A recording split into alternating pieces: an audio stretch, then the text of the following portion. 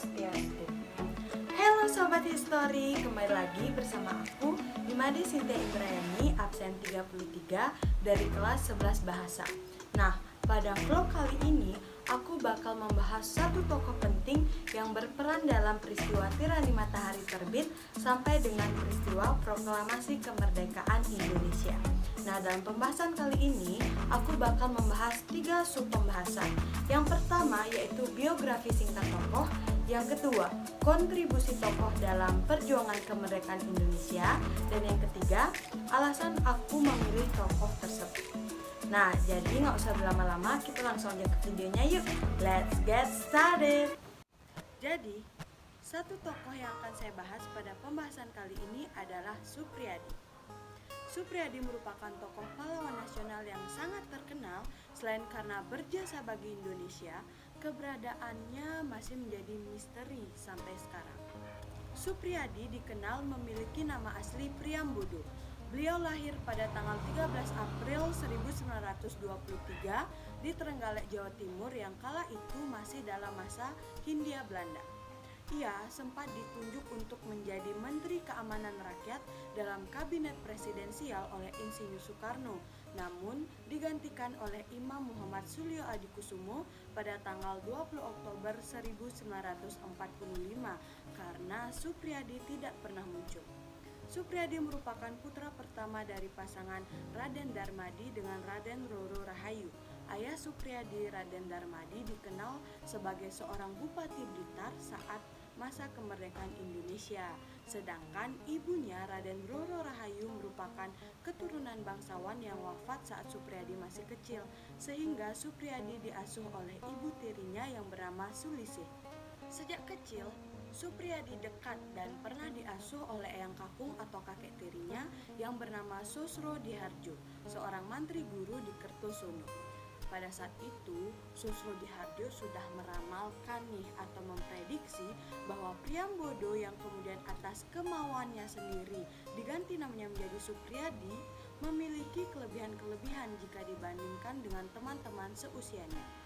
Dari Sosro-Dihardjo lah Suprijadi kemudian dinasihati dengan nilai-nilai heroik yang bersumber dari pahlawan-pahlawan pewayangan agar kedepannya mampu membentuk karakter Suprijadi yang selalu mementingkan kepentingan bersama di atas kepentingan pribadi.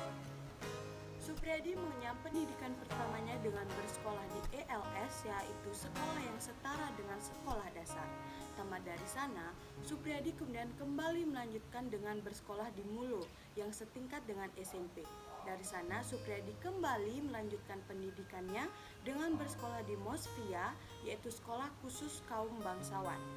Nah, selang beberapa tahun nih, Suprijadi kembali melanjutkan dengan bersekolah ke Sekolah Pamong Praja di Magelang. Namun sayangnya ia tidak sempat lulus karena saat itu Jepang mulai menyerang negeri. Akhirnya Suprijadi pun bersekolah di Sekolah Menengah Tinggi atau SMP dan mengikuti pelatihan militer yang diadakan oleh Jepang, di mana pelatihan militer itu dikenal dengan nama Seinin Dojo di wilayah Tangerang. Lalu, apa sih kontribusi Suprijadi dalam perjuangan kemerdekaan negara Indonesia? Suprijadi memiliki peran dalam memimpin suatu gerakan perlawanan tentara pembela tanah air atau PETA di Blitar terhadap penjajah Jepang pada tahun 1945. Nah, penasaran dengan kisahnya? Yuk kita simak bareng-bareng.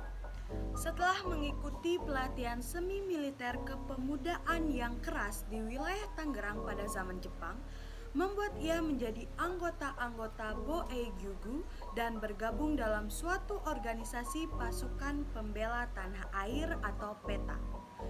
Organisasi PETA ini didirikan pada tanggal 3 Oktober 1943 oleh Letjen Kumakichi Harada melalui Osamu Seiri nomor 44 yang mengatur tentang pembentukan PETA. Pasukan ini didirikan oleh Jepang untuk mempersiapkan perlawanan terhadap sekutu. Mereka dilatih untuk berperang di kamp militer hingga dinyatakan siap untuk bertarung membela Jepang yang kala itu sudah berhasil menyingkirkan kekuasaan Belanda. Disinilah inti dari kekuatan RI nantinya atau sering diistilahkan dengan embrio TNI. Kemudian Supriyadi ditempatkan pada Peleton 1 Kompi 3 Pasukan Peta di Blitar. Ia juga mendapat pangkat sebagai komandan peleton dan diberikan gelar Sodanko oleh pemerintah Jepang, yang kemudian ia dikenal dengan gelar Sodanko Supriyadi. Ia diembani tugas untuk memimpin gerakan ini di Blitar. Selain menjadi pentolan peta, Supriyadi juga bertugas sebagai pengawas Romusa atau pekerja yang dipaksa untuk membangun jalan dan dinding di Blitar. Melihat kondisi rakyat Indonesia yang saat itu selalu dipaksa, bahkan tidak diberi makan dengan layak sampai ada yang meninggal, ditambah lagi dengan aturan, walau sekelas komandan batalion atau daidan, para tentara peta wajib memberikan hormat kepada serdadu Jepang, walau pangkatnya lebih rendah. Harga diri perwira peta pun terusik dan membuat Supriyadi menjadi geram. Akhirnya, terjadilah pertemuan-pertemuan rahasia pada bulan September tahun 1944. Sodanko Supriyadi melaksanakan aksi ini bukan hanya sebagai sebuah bentuk pemberontakan, namun sebagai sebuah revolusi menuju kemerdekaan Indonesia. Pada pertemuan ini pun Supriyadi sempat mengatakan, "Kita sebagai bangsa yang ingin merdeka tidak dapat membiarkan tentara Jepang terus-menerus bertindak sewenang-wenang, menindas dan memeras rakyat Indonesia. Tentara Jepang yang makin merajalela itu harus dilawan dengan kekerasan, apapun itu dan bagaimanapun pengorbanan yang diminta untuk mencapai kemerdekaan Indonesia, kita harus rela memberikannya. Akibat dan resiko dari perjuangan kita sudah pasti, paling ringan dihukum tahanan dan paling berat dihukum mati. Kita yang berjuang jangan sekali-kali mengharapkan pangkat, kedudukan ataupun gaji yang tinggi. Bagaimana kalau kita mengadakan pemberontakan melawan tentara Jepang?" Saat Soekarno datang ke Blitar, Supriyadi beserta dengan kawan-kawannya langsung menghadap. Mereka menceritakan semua rencana yang telah dipersiapkan dengan matang. Saat itu Soekarno sudah memperingati Supriyadi tentang dampak dari pemberontakan ini. Namun Supriyadi bersikeras bahwa pemberontakan ini akan berhasil. Akhirnya pertemuan terakhir perencanaan pemberontakan pun dilakukan. Semua yang hadir pada saat itu setuju bahwa pemberontakan harus segera dilakukan.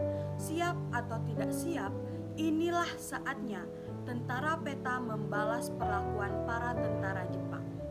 Sodanko Supriyadi juga mengharapkan bahwa pengorbanan darah dan nyawa para pemberontak peta mampu mengobarkan semangat para pejuang bangsa Indonesia untuk mencapai kemerdekaan. Akhirnya, pada tanggal 14 Februari tahun 1945, tepatnya pada pukul 03.00, pemberontakan peta yang dipimpin oleh Supriyadi meletus di Blitar. Tembakan pertama dilakukan dengan menembakkan mortir ke Hotel Sakura, di mana tempat tersebut banyak terdapat perwira Jepang. Markas kamp peta juga ditembaki senapan mesin. Akan tetapi, ternyata kedua bangunan tersebut sudah dikosongkan karena pihak Jepang telah mencium rencana aksi pemberontakan peta. Pemberontakan peta sendiri akhirnya tidak berjalan sesuai rencana. Sodanko Supriyadi gagal menggerakkan satuan lain untuk memberontak, dan rencana pemberontakan ini pun terbukti telah diketahui oleh pihak Jepang. Dalam waktu singkat, Jepang mengirimkan pasukan militer untuk memadamkan pemberontakan peta. Sebanyak 78 orang perwira dan prajurit peta dari Blitar akhirnya ditangkap dan dijebloskan ke dalam penjara untuk kemudian diadili di Jakarta. Sebanyak 6 orang divonis hukuman mati di Ancol pada tanggal 16 Mei 1945. 6 orang dipenjara seumur hidup dan sisanya dihukum sesuai dengan tingkat kesalahan. Akan tetapi, nasib Sodanko Supriyadi tidak diketahui. Ada isu yang mengatakan bahwa beliau wafat pada tanggal 14 Februari tahun 1945. Namun hal itu belum dapat dibuktikan kebenarannya karena banyak berita simpang siur tentang menghilangnya tokoh ini secara misterius. Alasan saya memilih Suprijadi sebagai tokoh yang saya bahas pada vlog kali ini yaitu dikarenakan saya amat sangat mengagumi kegigihan dan semangat juang beliau dalam memperjuangkan kemerdekaan Indonesia. Sikapnya yang selalu mementingkan kepentingan bersama di atas kepentingan pribadi, rasa cinta tanah air, serta kerelaannya berkorban demi bangsa Indonesia ini amat sangat patut untuk diapresiasi. Dari tokoh ini juga saya belajar tentang pentingnya memiliki sikap pantang menyerah dalam melakukan sesuatu. Masalah hasil biarlah urusan belakangan, yang terpenting kita harus terus berjuang. Selain itu, satu hal lagi yang membuat saya memilih tokoh ini yaitu karena beliau memiliki kisah hidup yang sangat menarik, di mana dikatakan bahwa hingga kini keberadaannya masih menjadi suatu misteri. Hidup dan matinya Suprijadi memang tak ada habisnya. Meski demikian, ia telah dianugerahi sebagai pahlawan nasional pada tahun 1975. Jasanya yang besar hingga membuat banyak pasukan peta memberontak membuat ia patut dihargai, dan untuk menghormati jasa-jasanya, kemudian pemerintah Indonesia melalui Presiden Soeharto mengangkat Suprijadi sebagai pahlawan nasional Indonesia melalui keputusan Presiden nomor 63 TK 1975 yang ditetapkan pada tanggal 9 Agustus 1975. Jadi, sekian pembahasan pada vlog saya kali ini. Semoga bermanfaat untuk kalian semua. Jika ada kesalahan dan kekurangan, saya mohon untuk dimaafkan. Dan akhir kata, saya tutup dengan para mesanti. Om Santi Santi Santi Om. Salam Histori.